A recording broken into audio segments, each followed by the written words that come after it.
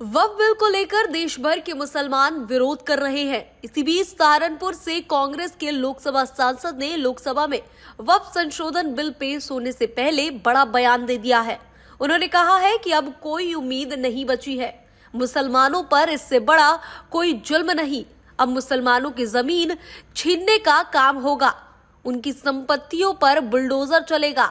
आगे और क्या कुछ कहा, पहले आप वो सुनिए। वेलकम है पार्लियामेंट में। देखिए, हम लोग डिस्कशन करने के लिए तैयार हैं, लेकिन मैं आपको सत्यता कुछ बताना चाहता हूं।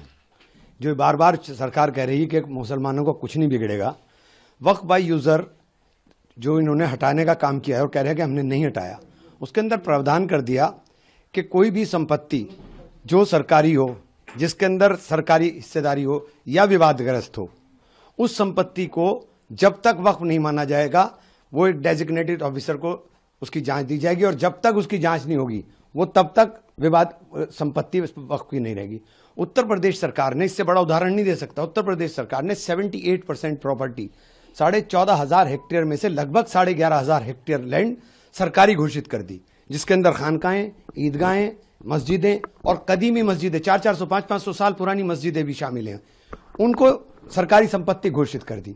और अब ये अधिकार चला जाए इस कानून के बाद डेजिग्नेटेड ऑफिसर के पास। वो तय कब करेगा उसकी कोई समय सीमा नहीं है कि वो कब तय करेंगे। तो ये जो विवाद की स्थिति पूरे देश में खड़ी होनी है, ये बहुत खतरनाक है, और ये पूरी तरीके से संविधान के धारा 14, धारा 16, धारा 25 के ऊपर ओवरलैपिंग है और संविधान के साथ पूरी तरीके से मजाक करने का काम। इमरान मसूद का कहना है कि वक्फ संशोधन विधेयक का क्लॉज 2A खतरनाक है, क्योंकि यूपी में वक्फ की संपत्ति को जबरन सरकारी घोषित कर दिया गया है। इससे विवाद और बढ़ेगा। उन्होंने कहा कि सरकार जिस क्लॉज को समाधान बता रही है वही सबसे ज्यादा खतरनाक है। इस क्लॉज में कहा गया है कि जिस प्रॉपर्टी पर कोई विवाद ना हो और वह सरकारी संपत्ति ना हो, वह वक्फ की ही रहेगी। लेकिन उत्तर प्रदेश सरकार ने वहां के लगभग 14,500 हेक्टेयर जमीन जो वक्फ के नाम रजिस्टर्ड थी, उसमें से 11,500 हेक्टेयर जमीन सरकारी संपत्ति घोषित कर दी है।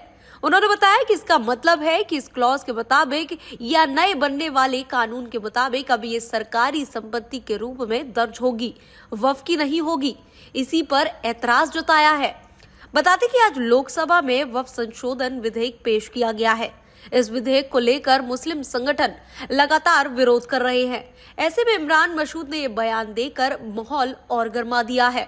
अब देखने वाली बात ये होगी कि इस बयान से मुस्लिम समुदाय में सरकार के प्रति डर का माहौल पैदा होता है या इस बिल का विरोध करते हुए वो सरकार के खिलाफ क्या कुछ करते हैं।